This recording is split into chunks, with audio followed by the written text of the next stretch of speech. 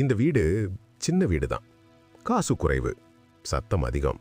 ஆனா மனசுக்குள்ள அமைதி இல்ல. மூளையில கிடந்தது ஒரு பழைய புத்தகம், தூசி படிச்சது, யாரும் தொட்டதே இல்ல. அவன் பார்த்தான். இதெல்லாம் படிச்சா வாழ்க்கை மாறுமா? மனசுக்குள்ள சிரிச்சான். அந்த ராத்திரி மொபைலை பக்கத்துல வச்சு புத்தகத்தை திறந்தான். பெரிய ஆசை இல்ல, பெரிய கனவில்ல, 10 நிமிஷம் மட்டும். அடுத்த நாள் ஒன்னும் மாறல. வீடும் அதே, பணமும் அதே, பிரச்சனையும் அதே. ஆனா ஒரு விஷயம் மட்டும் மெதுவா மாற ஆரம்பிச்சது. அவன் யோசிக்கிற விதம், அவன் பேசுற வார்த்தைகள், அவன் பார்க்கிற கோணம். வெளிய உலகம் இல்ல, உள்ள மனசு. ஒரு சின்ன ஐடியா, ஒரு சின்ன முயற்சி. ஃபெயில் ஆனான், நொறுங்கினான், அழுதான். ஆனா இந்த தடவை கீழே உட்காரல. மறுபடியும் புத்தகம், மறுபடியும் படிப்பு.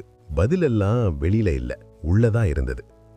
ஒரு புத்தகம், அப்புறம் இன்னொரு புத்தகம், அப்புறம் நிறைய புத்தகங்கள். பிசினஸ் உடனே பெரியதா ஆகல, லைஃப் உடனே பெர்ஃபெக்ட் ஆகல. ஆனா அவன் தினமும் வளர்ந்தான். நாட்கள் போனது, வருடங்கள் போனது.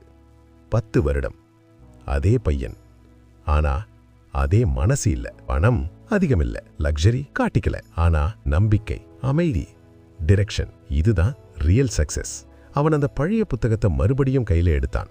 மெதுவா சிரிச்சான். மனசுக்குள்ள சொன்னான், புத்தகம் என்ன ஒரு நாள்ல மேல கொண்டு போகல, ஆனா நான் கீழே விழுறத அன்றே நிறுத்திச்சு.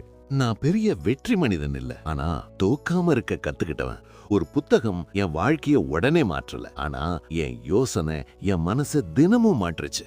நீங்க மேல வரணும்னு நினைக்கிறீங்களா? முதல்ல கீழே விழுறத தடுக்கணும். அதுக்கு புத்தகம் தான் வழி. ஒரு நாள் 10 நிமிஷம் படிங்க, உங்க வாழ்க்கை டைரக்ஷன் மாறும்.